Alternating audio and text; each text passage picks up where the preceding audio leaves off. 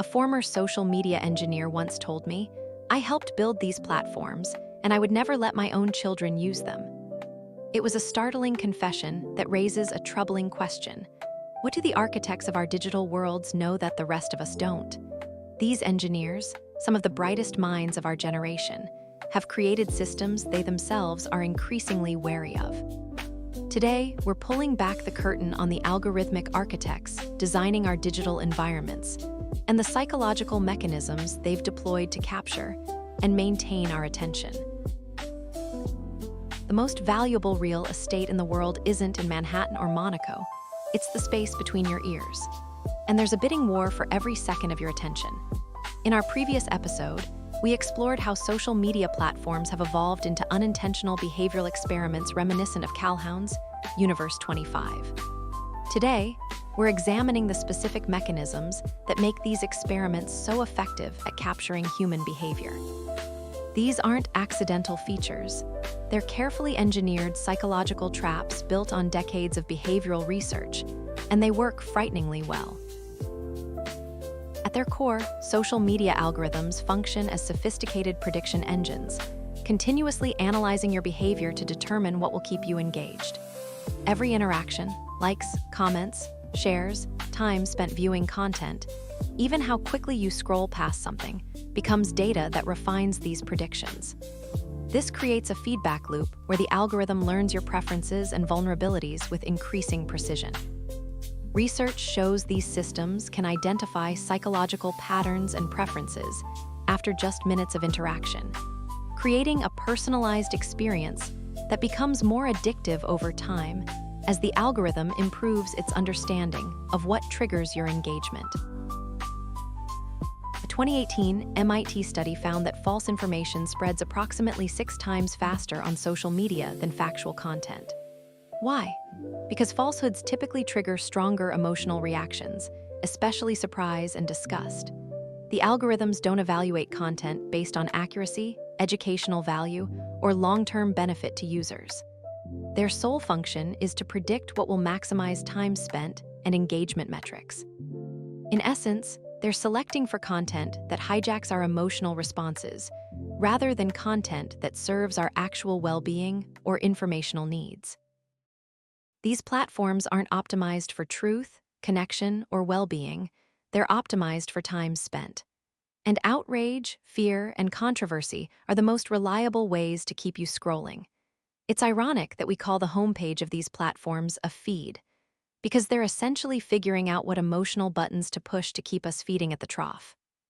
As one platform designer candidly admitted in an internal memo that later leaked, "Our algorithm follows a simple rule. Whatever gets the most engagement wins, regardless of whether it's healthy for users or society." Each major platform has developed distinct algorithmic approaches to maximize user engagement. Take TikTok, perhaps the most sophisticated attention capture system yet developed. Its algorithm adapts to user preferences with remarkable speed. Research suggests it can create a highly personalized content stream within just 40 minutes of usage.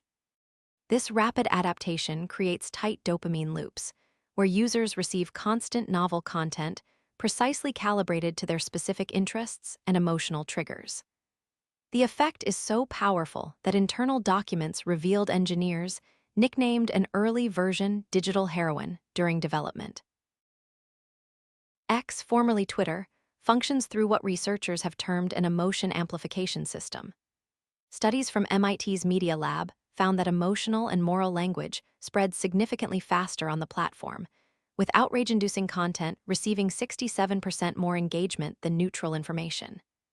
This creates a feedback loop where users learn, consciously or unconsciously, that expressing more extreme viewpoints generates more visibility.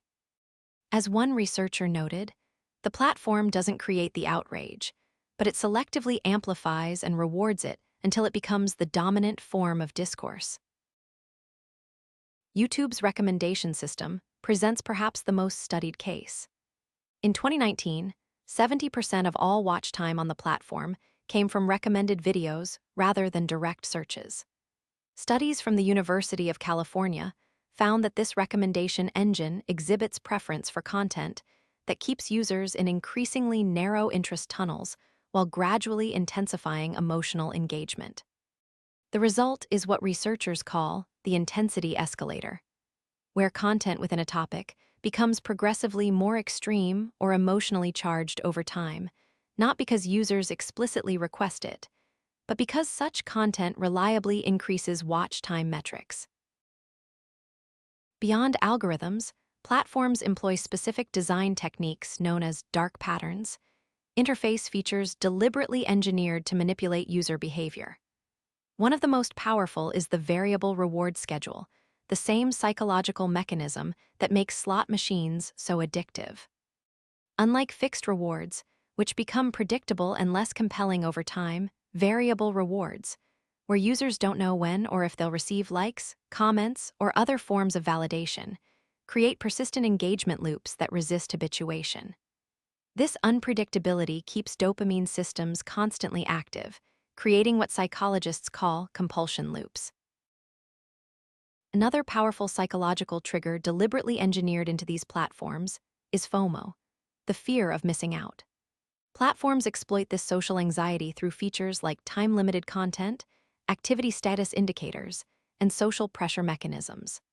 Stories that disappear after 24 hours, badges showing who's currently active, and metrics displaying how many others have engaged with content all leverage our evolutionary fear of social exclusion. As social creatures, humans are exquisitely sensitive to signals of potential exclusion from the group, a sensitivity these platforms systematically exploit through design choices.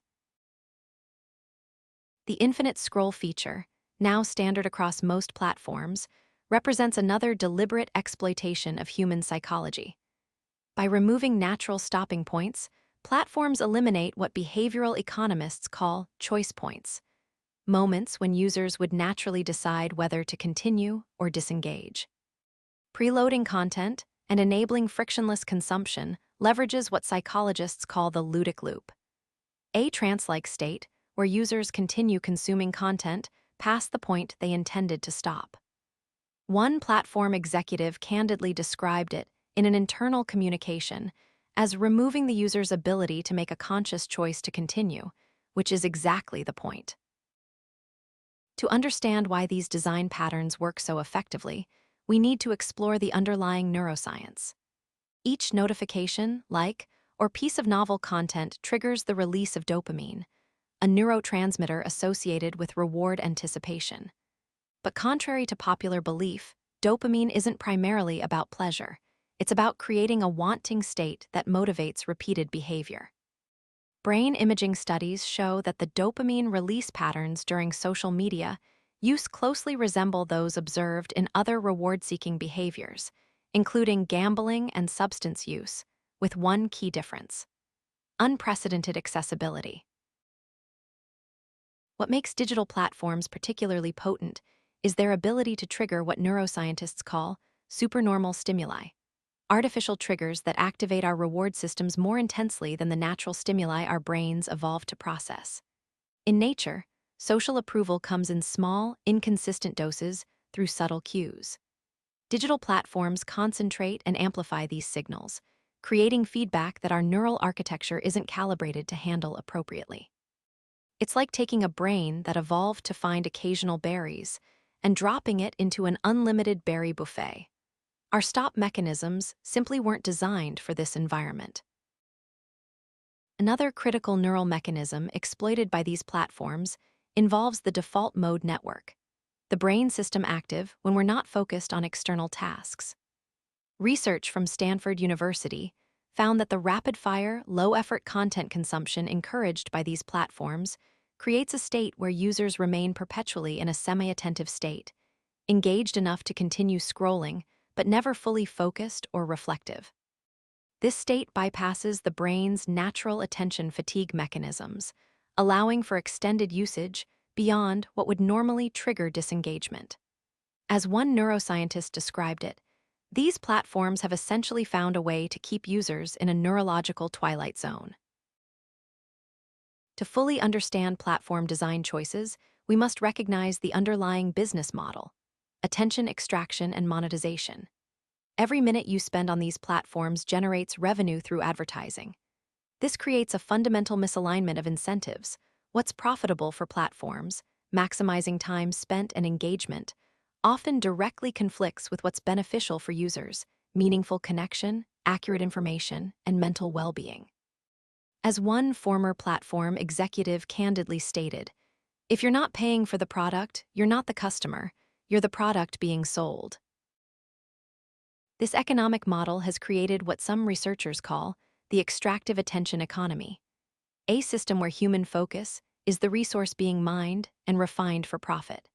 Just as industrial companies once extracted physical resources with little regard for environmental consequences, attention harvesting platforms extract cognitive resources without concern for mental ecological damage. The most profitable path is rarely the most ethical one. When additional engagement, regardless of quality or impact, directly translates to increased revenue, platforms will inevitably optimize for maximum extraction rather than sustainable use. This creates what economists call a negative externality, a situation where the true costs of an activity aren't borne by the company profiting from it, but distributed across society. The platform collects the revenue while users and society absorb the costs. Diminished attention spans, degraded information ecosystems, increased polarization, and potential mental health impacts. It's reminiscent of industrial pollution before environmental regulations, private profit extraction with socialized costs. The fact that these costs are psychological rather than physical makes them more difficult to measure and regulate, but potentially no less damaging to society's long-term health. An important distinction in this discussion involves separating deliberately engineered manipulation from emergent system properties. Not every problematic feature of social media platforms was consciously designed to be addictive or harmful. Many arose through iterative optimization for seemingly innocuous metrics like user engagement or retention, with their psychological impacts emerging gradually and often unintentionally. This distinction matters because it helps us understand how well-intentioned engineers can create systems with unintended consequences, not through malice, but through the relentless pursuit of optimization without adequately considering second-order effects. Consider the evolution of the like button. Originally conceived as a simple way to express appreciation, it evolved into something far more psychologically complex. Platform data quickly showed that likes drive engagement, so algorithms were adjusted to maximize them. This created a feedback loop where content that generated likes received more visibility, which in turn made likes increasingly important for social validation. What began as a straightforward feature inadvertently became a complex social currency system that research now suggests may impact adolescent brain development, self-worth assessment, and social comparison behaviors. However, as platforms matured, this naivete gave way to more deliberate design choices. Internal documents released by whistleblowers reveal that many companies became explicitly aware of psychological impacts, yet continued to optimize for engagement anyway. One leaked memo from 2018 acknowledged, "We know certain features increase compulsive usage patterns and negative social comparison, but they're effective engagement drivers, so we're expanding them." This progression, from unintended consequences to conscious exploitation, mirrors what we've seen in other industries, from tobacco to gambling, where initial ignorance about harm eventually transforms into deliberate exploitation of known vulnerabilities. Perhaps the most telling indictment comes from those who have left the industry. A growing exodus of engineers, designers, and executives from major platforms has created what some call tech's conscience diaspora, professionals who have become vocal critics of the very systems they helped build. Their testimonies reveal a consistent pattern: initial optimism about connecting the world, growing unease as engagement metrics took precedence over user well-being, and eventual moral crisis when the psychological impacts became undeniable. Their insider accounts provide crucial context for understanding how these systems evolved from connecting tools to attention traps. One former lead engineer described the gradual realization this way. We started with this beautiful vision of connecting people, but eventually, the metrics took over. Every decision became about increasing time on site. We'd celebrate when a design change added 2 minutes to average session length without asking what those 2 minutes were costing people in their actual lives. Another product designer confessed, "I realized I was using behavioral psychology to essentially trick people into using our product more than they wanted to. That's when I knew I had to leave." Most concerning are the personal boundaries these insiders set for themselves and their families. A 2023 survey found that 67% of engineers who worked on major social media platforms reported significantly limiting their own children's access to these products. As one former VP of user experience put it, "I know how the sausage is made.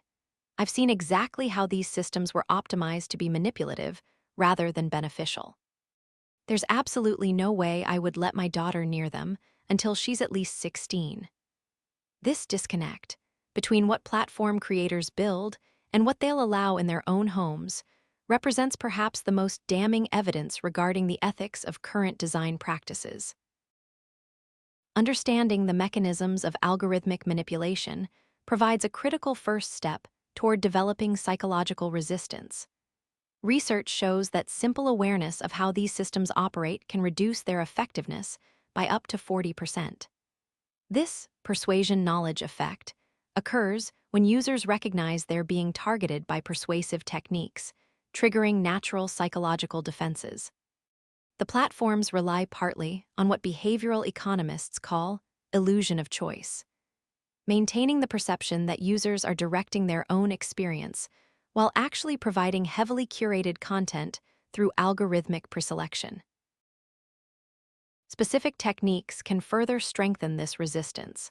Setting intentional usage boundaries with time limits and purpose-driven engagement helps counter the platform's designed limitlessness. Regular pattern interruptions, intentionally breaking usage habits, can help reset the neural pathways these systems exploit.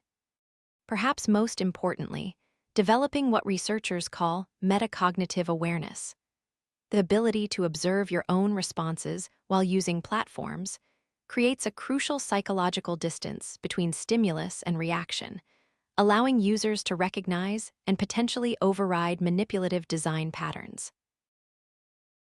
Ultimately, the most effective counterbalance to algorithmic manipulation may be intentionally cultivating behaviors these systems don't reward. Pursuing depth over novelty, reflection over reaction, and quality connections over quantity of interactions directly counters platform incentives. As one digital ethicist observed, these systems are designed to make you reactive, not reflective. The most revolutionary act might be simply slowing down. This doesn't necessarily mean abandoning digital platforms entirely, but rather engaging with them consciously rather than compulsively, approaching them as tools to be used intentionally rather than environments that use us. The design mechanisms we've explored aren't random or accidental. They represent the culmination of decades of research in behavioral psychology deployed to maximize engagement. The variable rewards, removal of stopping cues, strategic use of social validation, and optimization for emotional triggers all work together to create digital environments that systematically exploit psychological vulnerabilities. Understanding these mechanisms doesn't make us immune to them, but it creates the necessary foundation for more conscious engagement with these increasingly pervasive environments. The fundamental misalignment between platform business models and user well-being presents a significant challenge. As long as revenue depends primarily on maximizing attention capture, design decisions will inevitably prioritize engagement over health, connection, or information quality. This isn't a matter of good versus evil companies, but rather the predictable outcome of economic incentives acting on competitive businesses.